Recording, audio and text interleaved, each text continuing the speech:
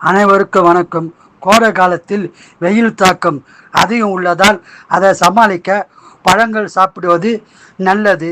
பழங்களில் உள்ள சத்துக்களை தெரிந்து கொள்வோம். ஆரஞ்சு விட்டமின் ஏபிசி உள்ளது. மாதுளையில் பிசி விட்டமின் சத்து உள்ளது. நார்ச்சத்தும் உள்ளது. பேரிச்சம்பழம் பி சத்தும் பொட்டாசியம் நார்ச்சத்தும் உள்ளது. கொய்யாப்பழம் சி சத்து பொட்டாசியம் நார்ச்சத்து உள்ளது. முலாம்பழம் விட்டமின் ஏ சி சத்தும் பொட்டாசியம் சத்தும் உள்ளது. ஸ்ட்ராபெரி விட்டமின் சி சத்தும் இரும்பு சத்தும் உள்ளது. நெல்லிக்காய் சி சத்து அதிகம் உள்ளது.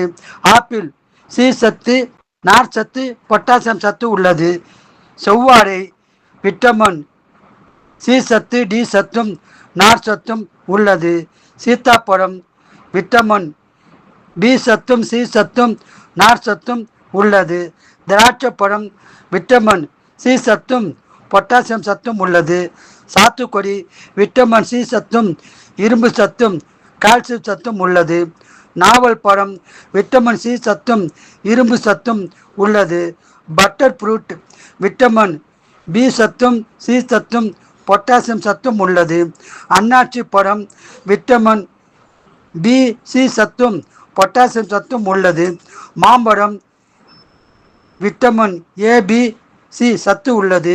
சப்போட்டா சி சத்தும் நார்ச்சத்து இரும்பு சத்தும் உள்ளது.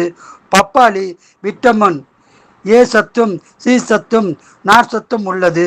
தர்பூசணி விட்டமின் ஏ சத்தும் சி சத்தும் பொட்டாசியம் சத்தும் உள்ளது. அத்திப்பழம் காப்பர் சத்தும் இரும்பு சத்தும் உள்ளது. இந்த பழங்களை வாங்கி சாப்பிட்டு பலன் பெறுங்கள். வாழ்க வளமுடன், நீங்கள் நலமுடன்.